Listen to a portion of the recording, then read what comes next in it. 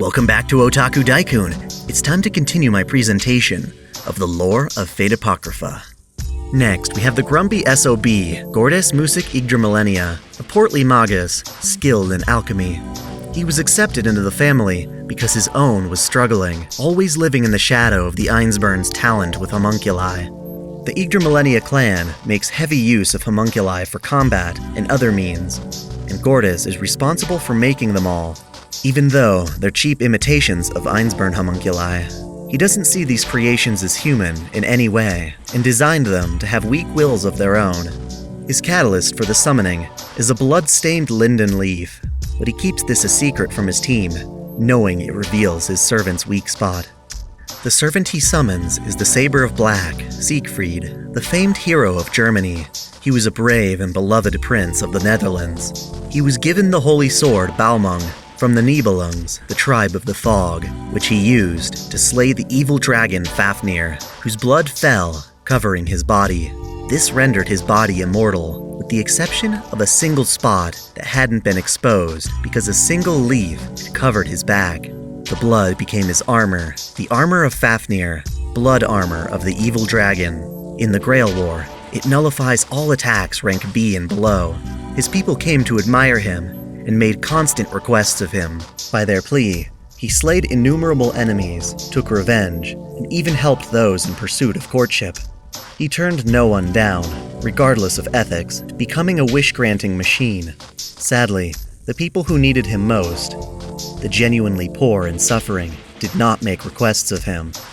Thus, despite knowing of their troubles, he abandoned them because there were already too many people who did request his assistance. Nothing he did was for his own sake, and he thought that this was fine, until his lack of scrutiny caused trouble. Completing the request of one person put the kingdom in danger, unintentionally dishonoring a powerful queen.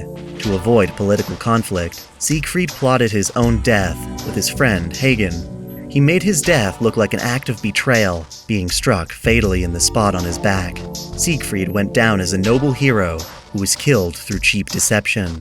Ultimately, Siegfried was a victim to his own elevated status. Because he was beloved by his people, he felt obligated to fulfill their requests, even if it meant ignoring true injustices. His wish before dying was an opportunity to be a hero who acts on his own sense of justice, rather than one who blindly follows orders. Next, we have the Dark Magus Selenik Isekol Yggdrasilenia, a woman who reeks of blood, from kissing the innards of beasts used in sacrificial rituals. Her lineage had been around as early as the witch hunts of the Middle Ages, when they were forced to flee to Siberia. Again, leaving one's home is often devastating for a mage family, and hers was no different. Despite this, Selenik's elders passionately taught her the dark arts. She was raised not to hesitate pulling apart and sacrificing humans and animals of all ages and dispositions. She was to remain calm and composed during her rituals. Twistingly, the emotions she held back were not of disgust, but pure enjoyment. Her catalyst is a glass bottle with an unknown liquid inside, the wit and reason obtained and lost by a particular heroic spirit. The servant she summons is the Rider of Black, Astolfo, the most handsome, optimistic, and senseless among the 12 paladins of Charlemagne. He was born as a prince of England, but rejected that birthright because he found it to be a nuisance. Regardless, he was loved by all for his good nature. Astolfo, in his senselessness, was not afraid of adventure, or even giants, such as the multi-armed Caligorante. With his victory, Astolfo paraded the giant around the streets. Without a sense of reason, and despite being weak, his bravery took him through many adventures. Such outrageous events eventually let him amass a few extremely useful mystic codes. The most apparent is the Hippogriff, a flying creature born from the union of griffin and mare, with the upper body of an eagle and the lower body of a horse. This becomes one of his many noble phantasms in the war, though it requires tremendous amounts of mana to ride it at its full potential. He carries a shining golden lance he had pilfered from the knight Argalia, the Lance of Argalia. It grants its users the Trap of Argalia, down with a touch, a technique that forces its foes to fall no matter how great or armored.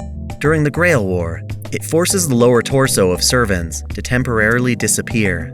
Upon being saved by the witch lady Logicea, Astolfo obtained a grimoire that made him impervious to magecraft of all kinds, the Casseur de Logistil, Destruction Declaration. It is meant to resist A-rank magic, but he forgot its true name and cannot invoke its full abilities. Lastly, there's his hunting horn, Le Black Luna, magic flute that calls panic. When invoked, the horn becomes gigantic, and sounding it releases a high-pitched call so powerful it blows his opponents away. Along with his victories came many failures. He was continually defeated in writing tournaments and fell victim to many thaumaturgical traps. Even after he gained a sense of reason from the moon, he lost it in a matter of hours. Regardless, he persisted in his adventures until his death. At the Battle of Roncesvalles Pass, the 12 paladins of Charlemagne and their forces were outnumbered 20-1, defeated in battle, bleeding in pain. He died without regret. His most treasured memory was when he actually visited the moon, traveling where none had gone before. Thus, his wish in the Grail War is simply to continue his adventure, to fly without limit. Every day since he had been summoned, without fail, Selenik would have her way with Astolfo's body, tracing it with her fingers and slippery tongue. Even though he had loved many women during his life, he could not reciprocate these perverse feelings. He lets her have her way, but that's about it. This wasn't how he romanced women during his days alive. Not to mention she reeks of death and blood. Not exactly his fetish. This bothers Selenik, making her want to force Astolfo into loving her back. She wants to rape him viciously, but won't do it because he's a servant and could kick her ass. Without ever saying so, even he can tell she's planning to use her command seals once the battle's over to coerce him. Then there's the youngest master, Rocher Flynn Yggdrasilenia. His family was well versed in the creation of golems, to the point where their children are actually raised by golems until they inherit the family crest. This is because their parents are busy in their own workshops. Basically, golems are everything to them, and Rocher is no different. He hardly considers other humans or mages his equal, preferring the company of golems. The servant he summons is almost too perfect for someone like him. He summons the caster of black, Avichebron, Solomon ibn Gabriel, a man who, due to his poor constitution and many illnesses, almost never interacted with other humans. He was a 12th century poet and philosopher from Spain, known for bringing Greco-Arabic and Jewish lore to Europe. Rather than a brave knight or warrior, he was instead the father of Kabbalah and formed an entire branch of magecraft. He too spent his days creating golems in pursuit of creating his ultimate golem, Keter Malkuth, Royal Crown, the Light of Wisdom. It was his goal to create the original human Adam in a golem's body to bring forth God's miracle of the Garden of Eden. This was never something that came to pass during his lifetime. Now, summoned as a heroic spirit, Avichebron builds combat golems to bolster Yggdrasilenia's forces while trying to complete his ultimate golem as his noble phantasm, an anti-army golem of A rank. The workshop, formed by the caster class skill of territory creation, possesses the power to produce 30 golems in a single day, each of which a modern magus would barely be able to build even with a year's time. Darnik works with him to obtain all the necessary materials. One that's not so easy to obtain, however, is the golem's core, which requires a talented magus. Thus, in the basement of the Yggdrasilenia fortress, they grow homunculi with advanced magic circuits inside mana tanks in order to create a suitable core for the golem, as well as to serve as mana batteries for the Black Faction's combat forces. Rocher doesn't treat Avichebron as his servant, quite the opposite actually. He sees his servant as a great mentor, following his instructions obediently. What he doesn't realize is that Avichebron doesn't appreciate the sentiment. He's glad to have an understanding master, but he doesn't feel comfortable being idolized by a child since he dislikes them. So far, that's only 6 masters and servants. Who's left? Well, the Yggdrasilenia family had a contact who was supposed to be the master of assassin, a magus named Sagara Hyoma. He tried to summon Jack the Ripper using the killer's 6 knives as a catalyst, but he failed. He figured the knives needed to be in a state where they were recently used, so he needed someone to murder. Turns out, he had one potential victim, Reika Rikudo, a prostitute living with him. Sagara began carving into her flesh. Her fear and desperate desire to live wound up being the final component needed to finally summon Jack the Ripper, the not-safe-for-work killer Loli. Reika fell unconscious, and even though Sagara was the one who had command seals, Jack recognized Reika as her master instead. Jack killed him and removed his hand. She stitched up Reika's wounds and explained the whole Grail War situation to her.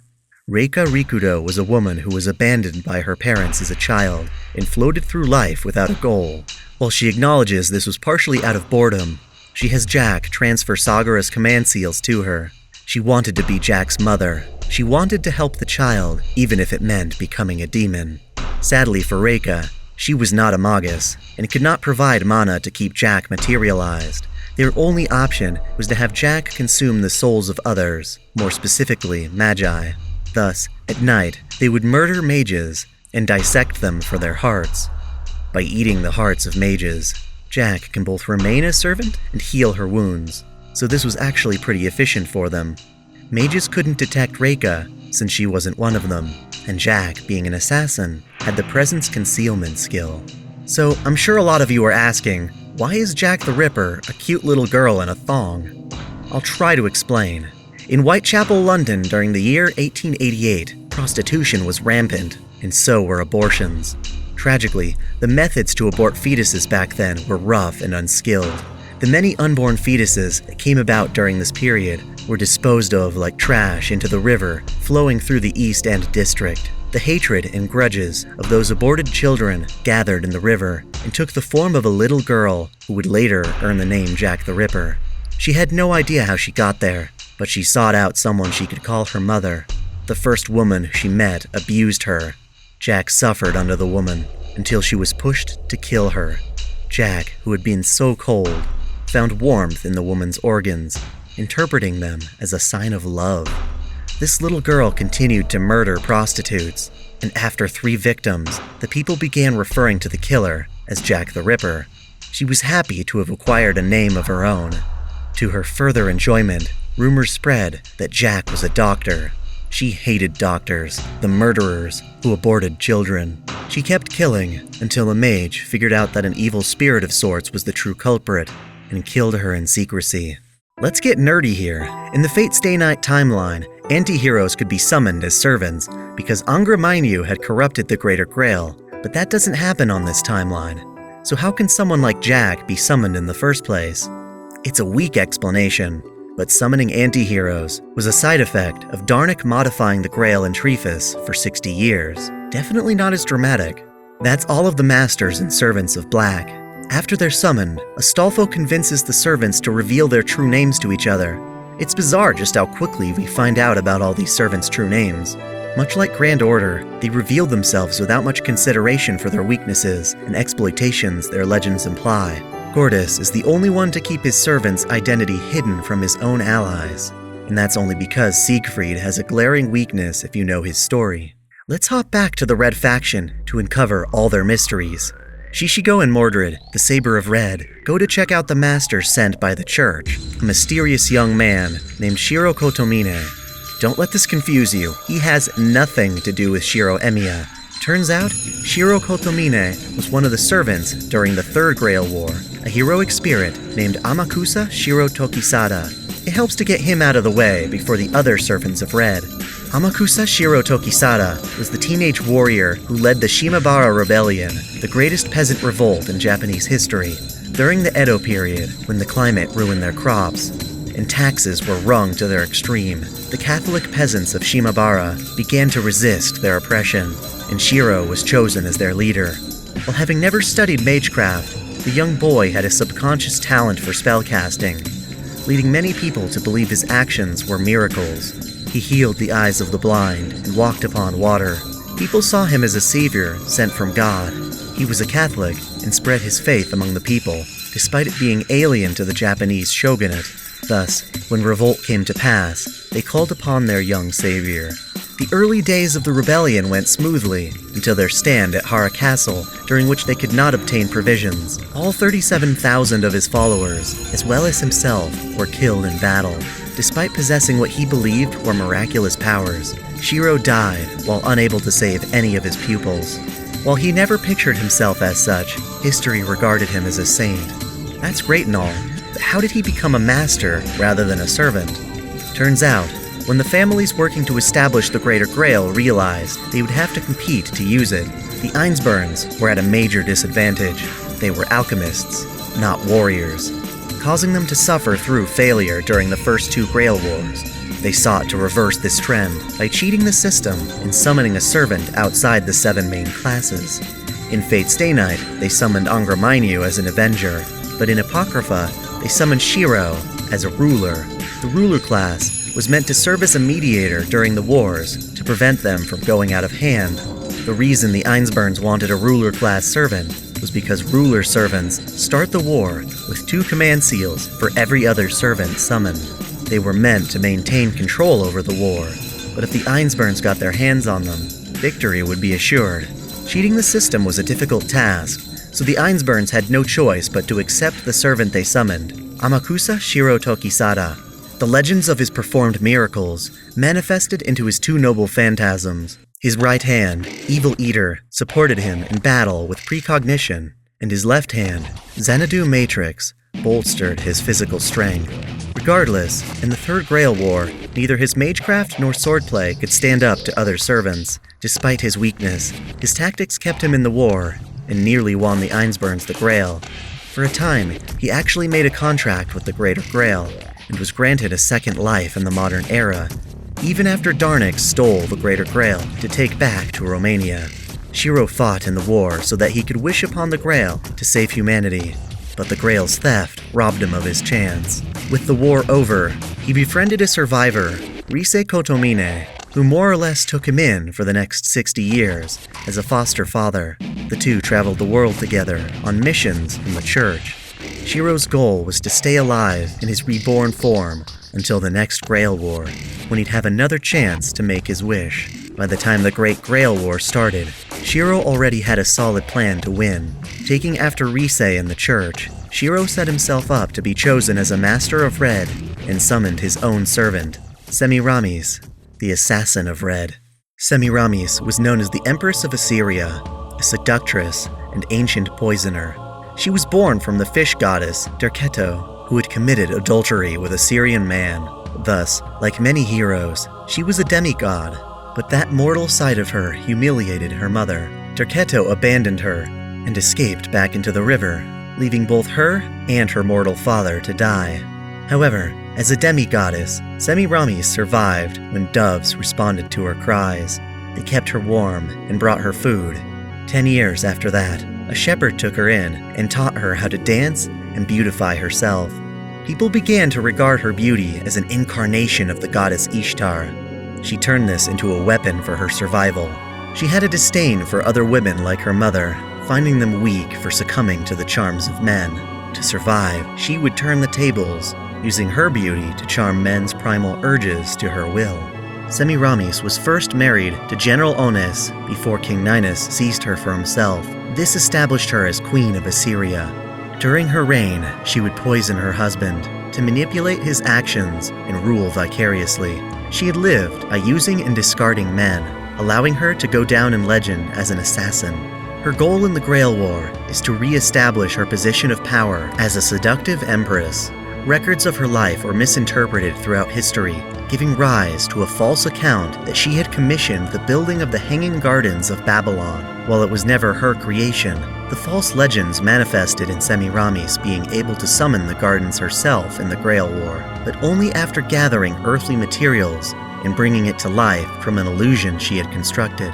Unlike the actual gardens, hers took the form of a flying fortress. Within the fortress, she gained the powers of a caster, using magecraft that reaches the level of true magic. In Semiramis' Hanging Gardens of Babylon, all things are inverted. Plants grow downwards, and water flows upwards. Her ability to create this mobile fortress becomes a key part of Shiro Kotomine's plans to obtain the Greater Grail. Before Roko Belphegor had recruited Shishigo as the final Master of Red, he had selected the 5 other mages I mentioned before. They all gathered in Romania and met with Shiro Kotomine. After they had all summoned their servants, Shiro offered them tea, which had been poisoned in advance by Semiramis. This poison overtook them and made them believe the Grail War had already ended with their victory. Shiro led them to a single room where they'd simply converse continuously without regard for the war. Since they believed the war was over, they were easily duped into returning their command seals to the church representative. Thus, with a single act of treachery, Shiro obtained the command seals of all the Masters of Red, minus Shishigo, leaving him in command of 6 servants. Here are the remaining 5.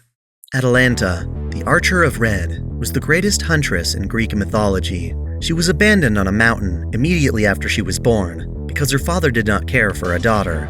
The moon goddess Artemis saw this and took pity, sending a female bear to raise her. Because she had the bear to protect her, Atalanta survived while the other babies abandoned on the same mountain starved or were devoured by beasts. She was later found by a hunter who taught her to survive in the wild. Despite growing up to be beautiful and skilled in archery, she could never forget the fear and yearning she felt, wanting to be saved atop that mountain. She gained notoriety for her adventures as one of the Argonauts, but never found another human she could love.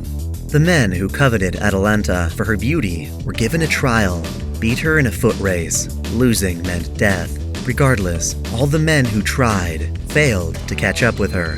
The tales of her exploits and beauty made their way to her father. He was happy to be reunited with his daughter, but only because he could marry her off for his own gain. Due to his scheme, she wound up married to a man she didn't love because of a father who did not love her. All she wanted was to be loved, and so she yearned of a world in which all children could grow up under the love of their parents. She wanted to overturn the cruel nature of the world, and so she covets the Grail to make it so. She fights with a bow, Tauropolos, that she had been given by Artemis. Her noble phantasm is a technique, Phoebus Catastrophe, complaint message on the arrow, which calls upon arrows to rain down from the heavens. The Rider of Red, Achilles, is the legendary Greek hero known for his actions during the Trojan War. He is yet another demigod, born from the sea goddess Thetis and the hero Peleus. Thetis loved her son, and to protect him, warmed him in holy flames to make him immortal. Peleus interjected, hoping for his son to still remain human, and so Achilles was made immortal with the exception of his heel. Personally, I prefer the version of the story where Thetis dips Achilles in the river Styx, and the reason his heel remained immortal was because that's where she had held him, so it never actually touched the river. Regardless, he was an immortal demigod with one glaring weakness. In his youth, Achilles was entrusted to the famed centaur Cheiron, who taught him pretty much everything. By the age of 10, he had learned all Cheiron could teach him. In those 10 years, Achilles saw Cheiron as a father. When the Trojan War broke out, even though his mother warned him he would die in the process, Achilles went out to battle. Achilles went to battle upon a chariot, carried by 3 horses, 2 of which were divine, wielding a deadly spear given to him by his father. This spear, Diatrekon Aster Lonke, spear tip of the star traversing the skies, could inflict wounds that cannot be healed. Furthermore, he developed a technique that would allow him to have fair duels with his immortality by creating a dual field, a separate plane of reality only 2 combatants could enter. Achilles also has perhaps the most badass shield in the Nasuverse, Achilleus Cosmos, the miniature world enclosed by the azure sky. When used, it can block nearly any attack by deploying a miniature world based on the lands in his legend. His mother was both proud and saddened by his heroism, knowing full well that the life of a hero would bring him a swift death. During the Trojan War, his closest friend and lover, Patroclus, was killed in battle by the hero Hector. Achilles emerged to seek revenge, and upon killing Hector, distastefully dragged his corpse at the end of his chariot across the battlefield. This incurred the wrath of the sun god Apollo, who guided an arrow shot by the archer Paris to strike Achilles in his heel. This took away his immortality, allowing him to be struck down. He died, living a short but incredibly famous life. Achilles swore to live as a hero, and uses the Great Grail War as an extension of this. When fighting other servants, he maintains his immortality, only taking damage from attacks to his heel, and strikes dealt by another servant with divinity. The Lancer of Red, Karna, is the hero featured in the Indian epic, the Mahabharata. Again, we've got another demigod who was abandoned at birth. That's such a common issue. He was born of the sun god Surya, and granted to his mortal mother Kunti, who abandoned him down a river because she was unmarried. He grew up quite humbly, before developing a rivalry with the noble archer Arjuna and entering in a war between two rivaling clans. He honorably serves his lord, the first person to recognize his talents in spite of his seemingly low birthright. Karna was a pure altruist, the hero of charity, taking mercy on his opponents should they join his lord's side. He never resented anyone, even when losing his divine armor, being cursed to forget his lessons, and struck down in a state of weakness. You can get a lot more detail on him in his own standalone video that I made. Check the description for all the Apocrypha servants I've already covered. In the Great Grail War, he basically just wants to remain loyal to those who summoned him. Then there's the Berserker of Red, Spartacus, a Roman slave and gladiator who escaped imprisonment with 78 of his comrades. Upon defeating an assault force of nearly 3,000 enemies, he became a hero who inspired other slaves to rise up across Rome. He fought against slave masters in order to protect the weak and stand in defiance of oppressors. Sadly, he was betrayed by pirates and defeated by the Roman legions. Since he was summoned as a berserker, he doesn't speak very often or very rationally, but his desire to oppose those in power remains intact. His noble phantasm, crying warmonger, the howl of the wounded beast, makes his body grow bigger and stronger the more damage he receives. The final servant of Red is the Red faction's caster, none other than William fucking Shakespeare, the most famous English poet and playwright. He began his career writing historical drama and comedies, but became engrossed with writing literature's most iconic tragedies. Even as a servant of the Great Grail War, he insists on remaining a third-person observer, fascinated not with victory, but the most interesting turns of events. He is compelled by Shiro Kotomine's saintly origins and works alongside him because he feels it will be most dramatic. He has pretty much no talent as a mage, making Semiramis pick up for the slack, but his noble phantasm can be useful when used right. It is called First Folio. When the curtain rises, the applause shall be as 10,000 thunders.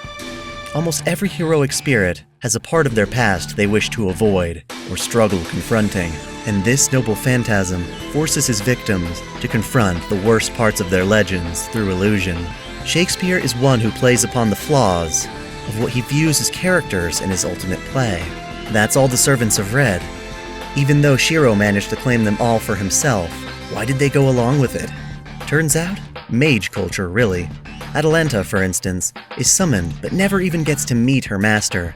She assumes that it's just the nature of mages to conceal their identity to maximize their odds of winning their quest to reach the root. To try and sugarcoat this, Semiramis reveals to the Red servants her true name, a token effort to appease them and gloss over the confusion. Regardless, the Red servants still suspect something's fishy, and so does Mordred when she and Shishigo visit Shiro. Mordred notes that Semiramis smells like her mother, Morgan Le Fay. Trusting in Saber's gut reaction, Shishigo announces that, even though he's on the Red faction, he will act on his own, apart from the other masters. So yeah, Shiro gets his hands on all the servants of Red except for Mordred. It's a good thing her helmet conceals her identity. Due to the sheer amount of material to cover, as well as how long this special has taken me to make, I'll be resuming the lore of Fate Apocrypha next week with another installment. Look forward to it.